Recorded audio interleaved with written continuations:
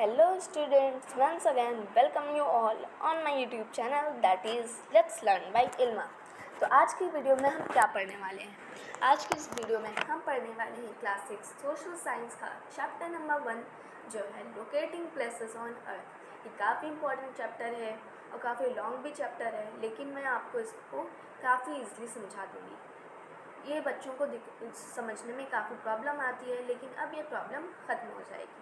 ये आप एक वन शॉट लेक्चर देख रहे हैं जिसमें आपको NCERT solutions, exam point of view पे एमसीक्यूज़ और साथ ही साथ इस चैप्टर की डिटेल एक्सप्लेनेशन भी आप देख पाएंगे। अगर आपको भी एग्ज़ाम में टॉप करना है तो ये लेक्चर आप मिस मत कीजिएगा। तो सबसे पहले हम देख लेते हैं कि हमें कौन सी टॉपिक्स इस वीडियो में कवर करनी है। टॉपिक्स टू बी कवर, सबसे पहले हम जानेंगे मैप्स क्या होते हैं, फिर थोड़ी सी डिटेल में जाके हम जानेंगे कि मैप के टाइप्स कितने होते हैं और उन सारे टाइप्स का हम डिटेल में समझेंगे। फिर हम कंपोनेंट्स ऑफ मैप पढ़ेंगे कि मैप के कंपोनेंट्स क्या होते हैं। फिर हम जानेंगे कि ग्लोब क्या होता है। फिर हम लैटिट्यूड्स और लॉन्गिट्यूड्स के बारे में पढ़ेंगे, ये काफ़ी इंटरेस्टिंग सा टॉपिक है। फिर हम कोऑर्डिनेट्स को समझेंगे, फिर हम टाइम जोन्स पढ़ेंगे और एट द लास्ट हम एमसीक्यूज डिस्कस करेंगे और एनसीईआरटी सॉल्यूशंस इस चैप्टर के डिस्कस करेंगे। So let's begin our video. सबसे पहले हम स्टार्ट करेंगे our first topic that is maps. Map क्या होता है? A map is a representation of some area. It may be small area like village, town, etc. A bigger area, district or a state, or a very large area like India and other countries or even a whole world. हमारा जो map होता है वो किसी भी जगह की representation होता है, किसी भी एरिया का रिप्रेजेंटेशन होता है। और ये एरिया कोई छोटा एरिया हो सकता है, कोई स्मॉल एरिया हो सकता है जैसे कि विलेज, टाउन या एक्सेट्रा, और भी बहुत सारी चीज़ें। कोई बड़ा एरिया हो सकता है जैसे कि डिस्ट्रिक्ट या तो फिर स्टेट, इनका भी मैप होता है। या फिर एक बहुत बड़ा एरिया हो सकता है जैसे कि इंडिया। आपको तो पता ही है कि इंडिया कितना बड़ा कंट्री है, और साथ ही साथ और भी जितने भी कंट्रीज इस वर्ल्ड में हैं सब के मैप बनाए जा सकते हैं। या तो फिर कंट्रीज़ को तो छोड़िए, पूरे वर्ल्ड का भी एक मैप बनाया जा सकता है। आपने देखा भी होगा वर्ल्ड मैप। यहाँ पे अगर आपने कभी नोटिस नहीं किया है तो यहाँ पे वर्ल्ड मैप है, और यहाँ पे जो आप देख रहे हैं छोटा सा यहाँ पे है, ये हमारा इंडिया है। साउथ इंडिया का पार्ट हम थोड़ा सा यहाँ पे रिकॉग्नाइज कर पा रहे हैं। और यहाँ पर हम इस एरिया को जूम आउट करें तो यह हमारे प्यारे इंडिया का मैप आप यहाँ पर आप नोटिस कर सकते हैं। यहाँ पे उत्तर प्रदेश, यहाँ पे राजस्थान है, यहाँ पे लक्षद्वीप है गिवन, यहाँ पे अंडमान निकोबार है, यहाँ पे जम्मू कश्मीर है, यहाँ पे राजस्थान है, यहाँ पे गुजरात है, और भी बहुत सारे स्टेट्स हैं। अब हम चलते हैं स्मॉल एरिया के map of a small area. एक छोटी सी जगह का मैप कैसा होता है, कैसा दिखता है? यहाँ पे मैंने एग्जांपल लिया है एक पार्क की मैप का, ताकि आप समझ पाएँ कि कैसा होता है किसी भी छोटे एरिया का मैप। अगर आप किसी भी स्मॉल एरिया का मैप देखेंगे तो उसमें काफ़ी सारी डिटेल्स शो करी रहती हैं। जैसे कि इसकी पार्क का मैप है, इसमें पूरी चीज़ शो करी गई है कि किस जगह पे कौन सा ऑब्जेक्ट है, कहाँ पे ट्री है, कहाँ पे बेंच है, कहाँ पे सैंडबॉक्स है, कहाँ पे स्विंग्स हैं, कहाँ पे पॉन्ड है, हर चीज़ शो की गई है। कैसे शो की गई है? यहाँ पे कुछ लिखा नहीं हुआ कि यहाँ पे ट्री है, कुछ ऐसा नहीं। यहाँ पे कुछ सिंबल्स गिवन हैं। अब जैसे कि ट्री के लिए हमारे ये वाला सिंबल दिया गया है, यहाँ पे भी ये सिंबल है, यहाँ पे भी, यानी कि ये सारी जगह पे जहाँ जहाँ पे ये सिंबल बना है वहाँ पे हमारे ट्रीज़ हैं। और भी बहुत सारे सिंबल्स दिए गए हैं अलग अलग ऑब्जेक्ट्स के लिए। अब हम पढ़ेंगे एटलस। एटलस क्या होता है? An atlas is a bound collection of maps typically covering the earth specific regions or celestial bodies. एक एटलस बाउंड कलेक्शन होता है मैप्स का, जो पूरी अर्थ को कवर करता है, इस अर्थ के स्पेसिफिक रीजन्स को कवर करता है, या फिर सेलेस्टियल बॉडीज़ को कवर करता है। सेलेस्टियल बॉडीज़ क्या होती हैं? सेलेस्टियल बॉडीज़ वो बॉडीज़ होती हैं जो हमारे अर्थ के एटमॉस्फेयर के बाहर हैं, यानी कि जो स्पेस में है। जैसे कि हमारा जो मून है वो भी स्पेस में है और ये एक सेलेस्टियल बॉडी का टाइप है। It serves as a geographical reference guide.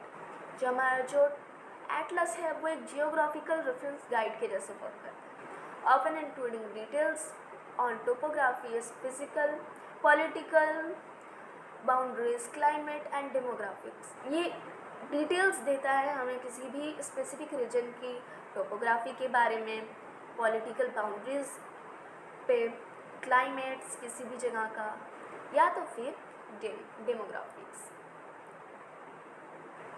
अब हम पढ़ेंगे टाइप्स ऑफ मैप।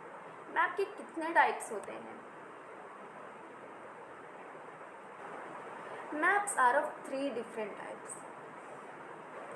मैप तीन तरह के होते हैं।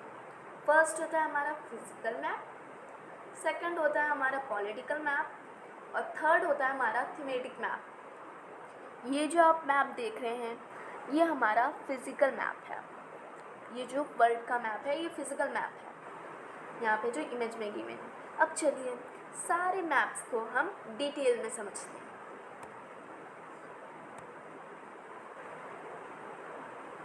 सबसे पहले हम फिजिकल मैप्स पढ़ेंगे। फिजिकल मैप और रिलीफ मैप। फिजिकल मैप्स को हम रिलीफ मैप्स भी बोलते हैं। Physical maps are specialized map that show the natural landscape features of the earth. जो फिजिकल मैप्स होते हैं वो एक स्पेशलाइज्ड मैप्स होते हैं जो शो करते हैं नेचुरल लैंडस्केप फीचर्स अर्थ के, जो हमारे प्लैनेट अर्थ के नेचुरल लैंडस्केप फीचर्स शो करते हैं। They highlight landforms like mountains, plateaus and plains as well as water bodies such as river, lakes and ocean. वो लैंडफॉर्म शो करते हैं जैसे कि माउंटेन एक लैंडफॉर्म है, प्लेट्यूज को शो करते हैं, प्लेन्स को शो करते हैं, डिज़र्ट को शो करते हैं और वाटर बॉडीज़ भी साथ में शो करते हैं जैसे कि हमारी जो रिवर एक वाटर बॉडी है, लेक है और oceans. These maps use colors green, brown, blue to represent elevations and terrain. ये जो हमारे मैप्स होते हैं वो अलग अलग तरीके के कलर्स यूज़ करते हैं जैसे कि ग्रीन, ब्राउन, ब्लू, अलग अलग एलिवेशंस और टेरेन्स को शो करने के लिए। यहाँ पे हमारा इंडिया का फिजिकल मैप गिवन है और यहाँ पर आप देख पा रहे हैं कि हमने ब्राउन कलर यूज़ किया गया है यहाँ पे माउंटेन्स को शो करने के लिए और यहाँ पे ग्रीन कलर यूज़ किया गया है प्लेन्स को शो करने के लिए। अब चलिए हम अपने पॉलिटिकल मैप्स की तरफ बढ़ते हैं। पॉलिटिकल मैप्स एक सेकंड बहुत इंपॉर्टेंट मैप का टाइप है। A political map is a map that shows man-made boundaries of countries rather than state, cities and Capitals. ये जो पॉलिटिकल मैप होता है हमारा ये ह्यूमंस की बनाई हुई यानी कि मैन-मेड बाउंड्रीज शो करता है कंट्रीज़ की या फिर किसी स्टेट की, सिटीज़ की या कैपिटल्स के बीच में। It focuses on governmental or political boundaries rather than natural features. ये फोकस करता है गवर्नमेंटल या फिर पॉलिटिकल बॉर्डर्स पे, किसी भी कंट्री के बॉर्डर पे, किसी भी सिटीज़ के बॉर्डर पे, किसी भी स्टेट या फिर कैपिटल्स के बॉर्डर पे। ये नेचुरल फीचर्स नहीं शो करता। यहाँ पे मैंने आपको एक्सप्लेन करने के लिए इंडिया का पॉलिटिकल मैप यहाँ पर इमेज लगा दी है, आप वीडियो पॉज करके इसे अंडरस्टैंड कर सकते हैं।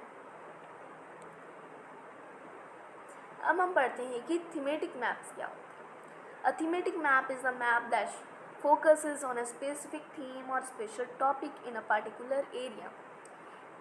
ये हमारा जो थीमेटिक मैप होता है ये किसी भी स्पेसिफिक थीम या स्पेशल टॉपिक पे फोकस करता है किसी भी अर्थ के पर्टिकुलर एरिया की।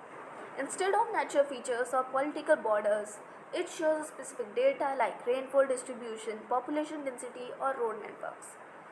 ये physical features और political borders शो ना करके बल्कि ये शो करता है किसी भी एरिया का specific data जैसे कि rainfall distribution, किसी भी particular एरिया का population density या फिर road networks भी ये शो करता है। यहाँ पे मैंने आपको एक्सप्लेन करने के लिए इंडिया का लिटरेसी रेट मैप लगाया है जो कि एग्जाम्पल है हमारे थीमेटिक मैप का। अब हम पढ़ेंगे कंपोनेंट्स ऑफ मैप। मैप के कितने कंपोनेंट्स होते हैं? हमारे मैप्स के मेनली 3 कंपोनेंट्स होते हैं। There are mainly 3 components of maps: distance, direction and symbol. तो चलिए अब इन सारे कंपोनेंट्स को हम डिटेल में समझते हैं। Distance. Maps are drawing which reduce the entire world or its any part to fit in a sheet of paper. जैसे कि आपको पता है कि मैप एक ड्राइंग होती है जो रिड्यूस कर देती है हमारे पूरे वर्ल्ड के साइज़ को या फिर किसी भी इसके पर्टिकुलर एरिया के साइज़ को इतना रिड्यूस कर देती है कि एक शीट ऑफ पेपर में फिट हो जाता है। To represent this a scale is chosen carefully. हम एक स्केल चूज़ करते हैं इसी को रिप्रेजेंट करने के लिए। Scale is the ratio between the actual distance and the distance shown on the map. और ये जो हमारी स्केल होती है जिसे हम चूज़ करते हैं, ये एक्चुअल डिस्टेंस और जो डिस्टेंस हमारे मैप पे शो की गई होती है उन दोनों के बीच का रेशियो होता है। अब हम अपना सेकंड मोस्ट इम्पॉर्टेंट कंपोनेंट पढ़ने वाले हैं, दैट इज़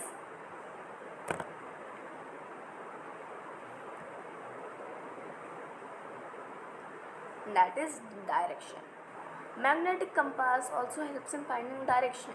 आपने देखा होगा लोगों के पास मैग्नेटिक कंपास होता है जिससे वो एंशियंट टाइम्स में जिससे डायरेक्शन फाइंड करने में हमारी हेल्प करता था। क्या आपने कभी सोचा है कि ये कैसे डायरेक्शन बताता था? It's magnetic needles always points toward north and south direction, क्योंकि इसकी जो मैग्नेटिक नीडल है वो हमेशा पॉइंट करती रहती है या तो फिर नॉर्थ या फिर साउथ डायरेक्शन में। अब चलिए हम अपना थर्ड कंपोनेंट पढ़ते हैं, दैट इज सिंबल।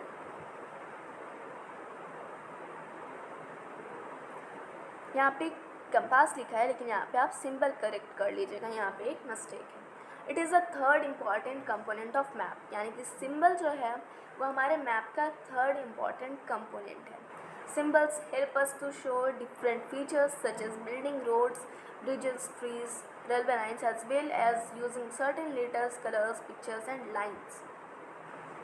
जो सिम्बल्स होते हैं वो हमें डिफरेंट फीचर्स शो करने में हेल्प करते हैं किसी भी मैप पे। जैसे कि हम बिल्डिंग शो करते हैं, किसी भी से शो कर सकते हैं सिम्बल्स की हेल्प से, रोड शो कर सकते हैं, ब्रिज शो कर सकते हैं, रेलवे लाइन शो कर सकते हैं किसी भी सिम्बल्स की हेल्प से। अगर हम सिम्बल्स की हेल्प से नहीं शो करते हैं तो हम कुछ लेटर्स या फिर कलर्स या फिर पिक्चर और लाइंस की हेल्प से हम इन फीचर्स को शो करते हैं। Symbols can be drawn easily and are simple to read. Symbols जो होते हैं वो हमारे काफ़ी ईजली ड्रॉ किए जा सकते हैं और काफ़ी सिंपल होते हैं पढ़ने में और समझने में। अब हम पढ़ेंगे कि स्केल क्या होती है, जिसके बारे में हमने स्टार्टिंग में बात की। Based on scale maps are of 2 types. Scale के बेसिस पे जो हमारा जो मैप होता है वो 2 टाइप्स का होता है, यानी कि स्केल के बेसिस पे भी मैप 2 टाइप्स के होते हैं, small scale map and large scale map. First map होता है हमारा स्मॉल स्केल मैप और सेकंड होता है हमारा लार्ज स्केल मैप। तो अब चलिए हम पढ़ते हैं स्मॉल स्केल मैप के बारे में। Small scale map. Small scale map shows large amount of area on a small space, for example world map और a map of continent। जो हमारे स्मॉल स्केल मैप्स होते हैं वो शो करते हैं किसी भी लार्ज अमाउंट के एरिया को, काफ़ी बड़े एरिया को काफ़ी कम साइज़ में, काफ़ी कम स्पेस में, यानी कि पेपर पे। For example world map, map of continent, जो हमारा वर्ल्ड मैप होता है या फिर किसी भी कॉन्टिनेंट का जो मैप होता है वो एक स्मॉल स्केल मैप का टाइप है। अब हम पढ़ेंगे लार्ज स्केल मैप।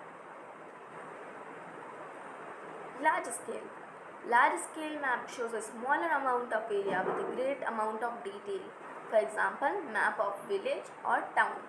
जो हमारा जो लार्ज स्केल मैप होता है वो शो करता है किसी भी काफ़ी छोटे से एरिया को काफ़ी ज़्यादा डिटेल्स के साथ। For example map of a village और अ टाउन और अ पार्क। एग्ज़ाम्पल के लिए किसी भी विलेज का मैप, टाउन का मैप या तो फिर पार्क भी, और भी बहुत सारे स्मॉल एरिया के मैप अगर आप देखेंगे और उन्हें कंपेयर करेंगे large scale small scale map से, यानी कि वर्ल्ड मैप से आप कंपेयर करते हैं विलेज के मैप को, तो आप काफ़ी ज़्यादा डिफरेंस नोटिस करेंगे।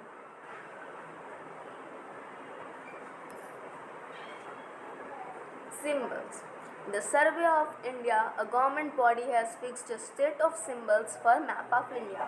जो सर्वे ऑफ इंडिया है, जो कि गवर्नमेंट बॉडी है, उसने सिंबल्स सेट किए हैं अलग अलग हमारे इंडिया के मैप्स के लिए। चलिए अब आगे बढ़ते हैं। ग्लोब। ग्लोब क्या होता है? Our earth is slightly flattened at the north to the south poles and bulge in the middle. हमारी अर्थ जो है वो स्लाइटली फ्लैटेंड है, यानी कि थोड़ी सी फ्लैटेंड है। फ्लैटेंड मतलब चिपटी, नॉर्थ से साउथ पोल की तरफ, अब बीच में से बल्ज है। Globe is a true model of the earth. जो हमारा ग्लोब है वो एक ट्रू मॉडल है हमारे प्लैनेट अर्थ का। On the globe countries and continents and oceans are shown in the correct size. जो हमारे ग्लोब पे कंट्रीज़, कॉन्टिनेंट्स और ओशंस जो हैं वो करेक्ट साइज में शो किए होते हैं।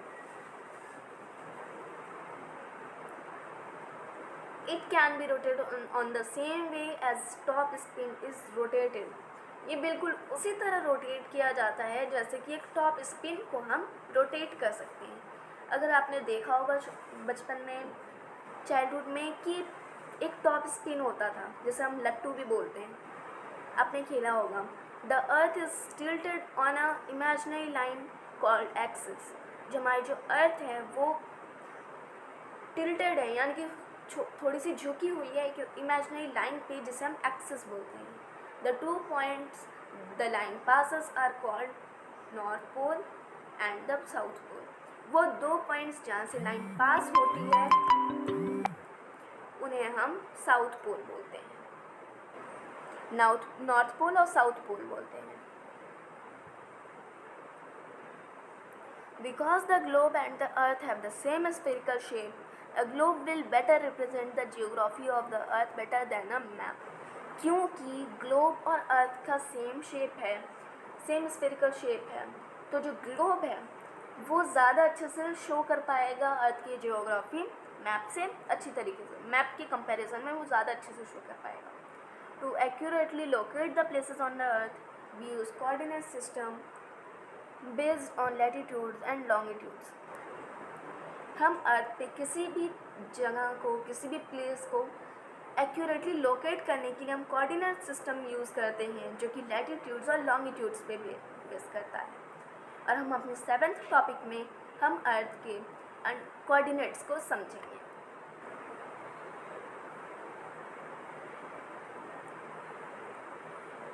अब हम पढ़ेंगे lines of latitudes. Latitudes are imaginary line which run from east to west. Latitudes imaginary lines होती हैं जो ईस्ट टू वेस्ट रन करती हैं। These lines are parallel to each other. The distance between the lines is always same. और ये lines जो होती हैं वो हमारी पैरेलल होती हैं और जो डिस्टेंस होती है लाइन्स के बीच में वो हमेशा सेम होती है। ये हमारी अर्थ के लैटिट्यूड्स लाइन्स हैं। और ये जो यहाँ पे आप ट्रॉपिक ऑफ कैंसर देख पा रहे हैं 23 डिग्री नॉर्थ पे जो है, ये काफ़ी इम्पॉर्टेंट लाइन है क्योंकि ये हमारे इंडिया से भी पास होती है।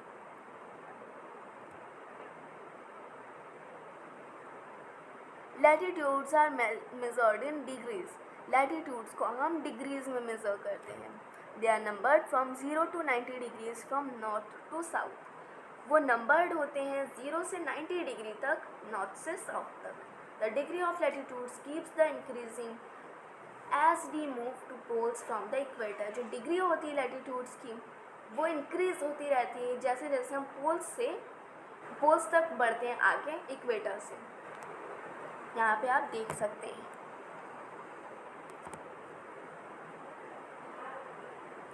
Latitudes.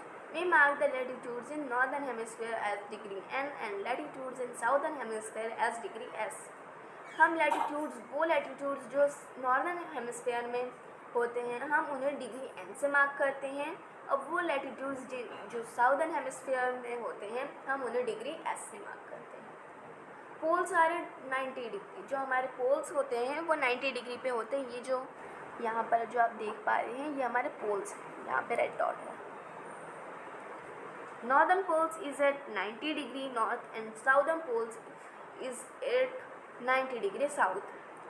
हमारा जो नॉर्थ पोल है यहाँ पे ये रहा, ये जो हमारा है ये नॉर्थ पोल है, और साउथ पोल जो हमारा ये यहाँ पर है 90 डिग्री साउथ में। Note, hemisphere means half of the sphere. जो हमारा जो हेमिस्फीयर होता है उसका मतलब होता है किसी भी स्फीयर का half.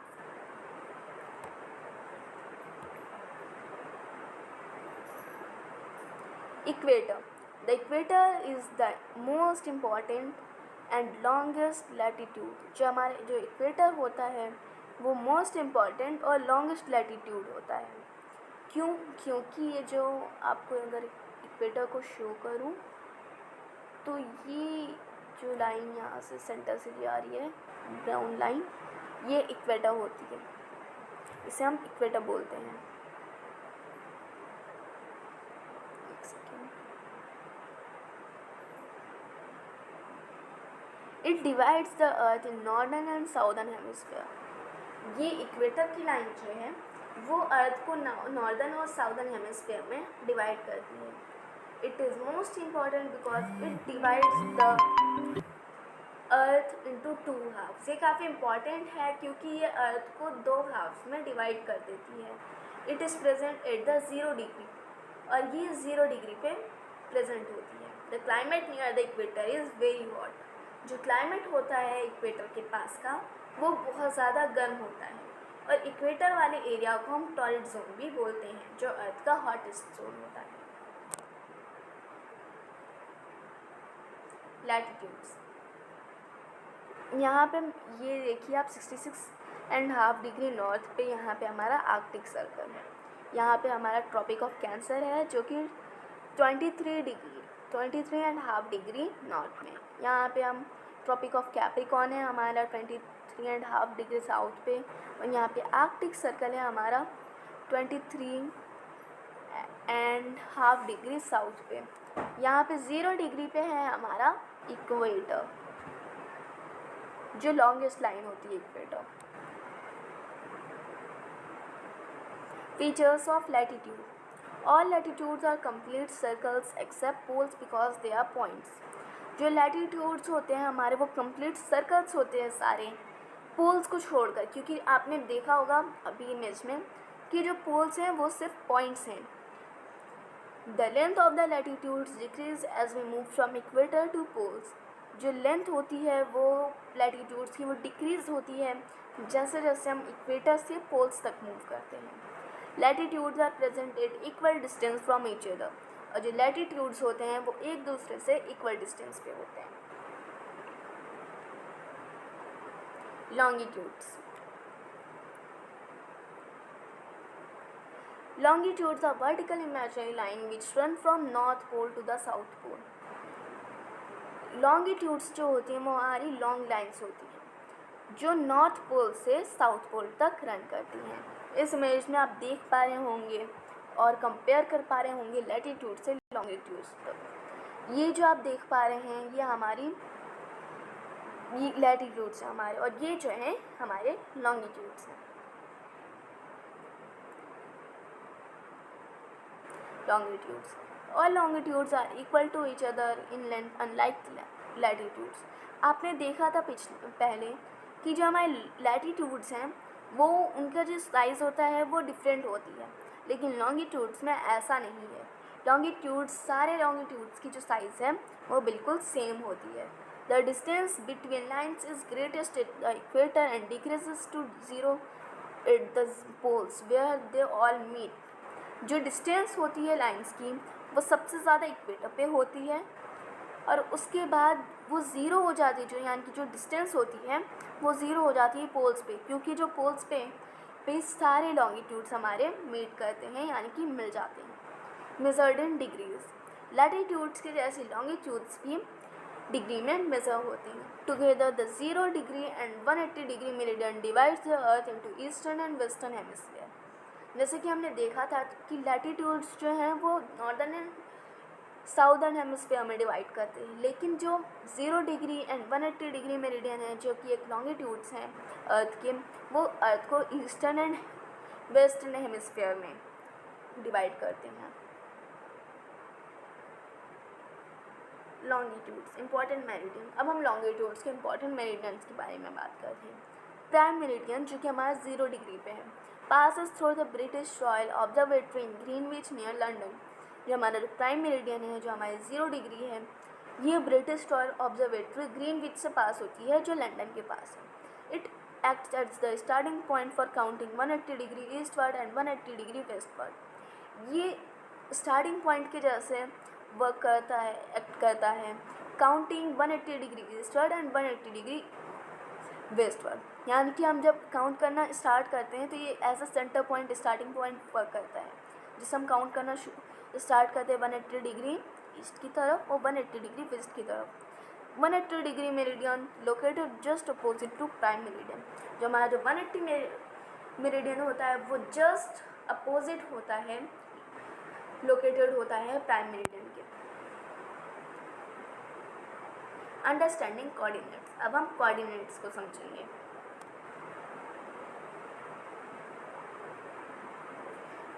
And Earth's grid or coordinate system acts like a giant map layout। जो हमारा अर्थ ग्रिड होती है या तो फिर जो हमारे अर्थ का कोऑर्डिनेट सिस्टम होता है वो एक जाइंट मैप के लेआउट के जैसा एक्ट करता है। It combines the horizontal lines latitudes and the vertical lines longitudes to find the exact location of any place। ये कंबाइन कर देता है हॉरिजॉन्टल लाइंस जो कि हमारी लैटिट्यूड्स होती हैं और जो वर्टिकल लाइंस होती हैं लॉन्गिट्यूड्स, उन्हें कंबाइन करके किसी भी जगह की लोकेशन बताने में हमारी बहुत हेल्प करता है। Every place on earth has a location which can be precisely defined with the help of grids of latitudes and longitudes। जो हमारी अर्थ है उसकी कोई भी लोकेशन को हम डिफाइन कर सकते हैं ग्रिड्स, वो लैटिट्यूड्स और लॉन्गिट्यूड्स की ग्रिड की हेल्प से। They are also called coordinates. उन्हें हम कोऑर्डिनेट्स भी बोलते हैं। यहाँ पे आप इस इमेज में देख पा रहे होंगे अर्थ का कोऑर्डिनेट सिस्टम कि कैसे लैटिट्यूड्स और लॉन्गिट्यूड्स हमारे जो है वो कंबाइन होकर एक ग्रिड जैसा सिस्टम बना रहे हैं।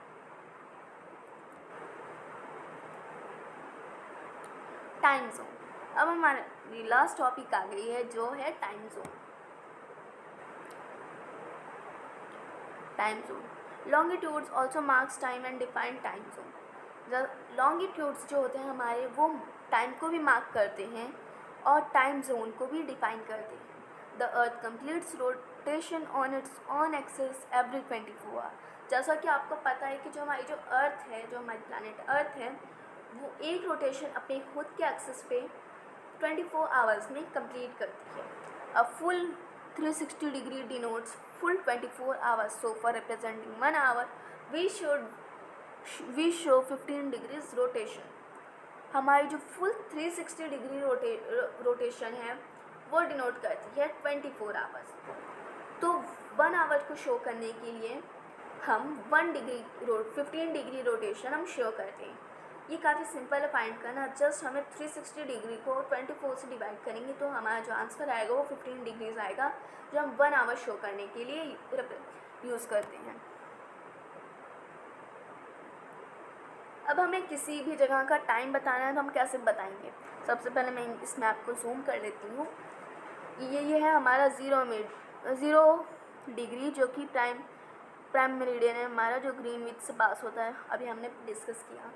अगर आपको बताना है कहीं किसी को भी कहीं का टाइम, अगर हम 15 डिग्रीज ईस्टवर्ड जाएँ, यानी कि यहाँ पे 15 डिग्रीज ईस्ट, अगर मान लेते हैं यहाँ पे 12 PM हो रहा है तो 15 डिग्रीज ईस्ट जाएंगे हम तो यहाँ पे 1 PM हो रहा होगा। 30 डिग्री ईस्ट जाएंगे तो 2 PM हो रहा होगा। 45 डिग्री ईस्ट इसी तरह 3 PM होगा। तो इसी तरह कंटिन्यू करते जाएगा यहाँ तक 180 डिग्री ईस्ट तक। अगर हम यहाँ पर 180 डिग्री 15 डिग्रीज वेस्ट जाएँ तो अगर यहाँ पे 12 PM हो रहा है तो यहाँ पे 11 PM टाइम होगा। 30 डिग्री वेस्ट तो यहाँ पे 10 PM टाइम होगा। तो इसी तरह आप मैप की हेल्प से किसी को भी किसी भी लोकेशन का टाइम बता सकते हैं। अब चलिए आगे बढ़ते हैं। The International Date Line is an imaginary line on the Earth's surface that separates two consecutive calendar dates. जो हमारी इंटरनेशनल डेट लाइन होती है, जिसका शॉर्ट फॉर्म है IDL, वो एक इमेजिनरी लाइन है जो कि सिर्फ हम इमेजिन कर सकते हैं, जो रियल में एग्जिस्ट नहीं करती, लेकिन हम सिर्फ इमेजिन कर रहे हैं। एक इमेजिनरी लाइन है on the earth surface that separates two consecutive calendar dates, जो दो कॉन्जिक्यूटिव कैलेंडर डेट्स को सेपरेट करती है। कॉन्जिक्यूटिव का मतलब होता है एक के बाद एक, जैसे कि 7 के बाद 8 आएगा तो ये दो कॉन्जिक्यूटिव नंबर्स हैं। 10 के बाद 11 आएगा तो ये दोनों दो कॉन्जिक्यूटिव नंबर्स हैं। It serves an official boundary where one day ends and next day begins. ये एक ऑफिशियल बाउंड्री होती है जहाँ पे एक दिन जो है वो एंड हो जाता है और नेक्स्ट डे जो है वो स्टार्ट होता है। यानी कि एक जगह पे रात होती है, नाइट होती है, और एक जगह पे मॉर्निंग होती है।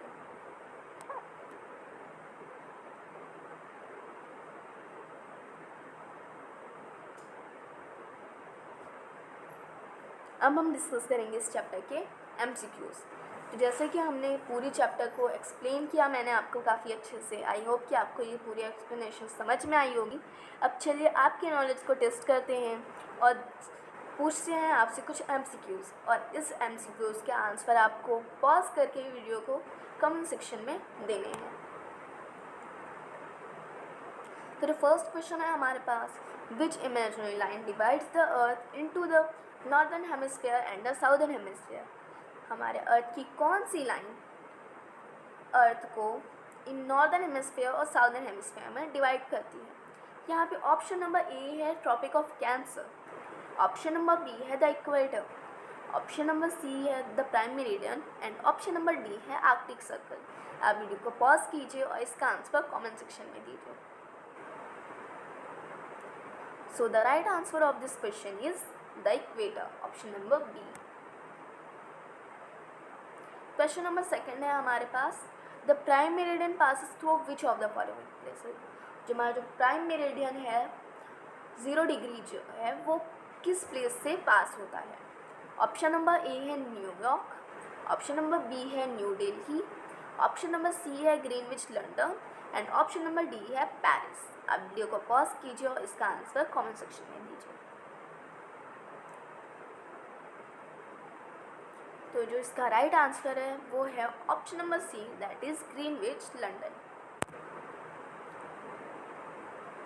क्वेश्चन नंबर 3 है, what is network of intersecting parallels of latitudes and meridians of longitudes called? जो नेटवर्क होता है हमारा पैरेलल लाइंस का, पैरेलल इमेजिनरी लाइंस का जो कि लैटिट्यूड्स होती हैं, और लॉन्गिट्यूड्स मेरिडियंस का जो कि हमारी वर्टिकल लाइंस होती हैं, उसे हम क्या बोलते हैं? उस नेटवर्क को हम क्या बोलते हैं? ऑप्शन नंबर ए है हमारा ग्रिड, ऑप्शन नंबर बी है एक्सिस, ऑप्शन नंबर सी है orbit and option number D है हेमिस्फीयर।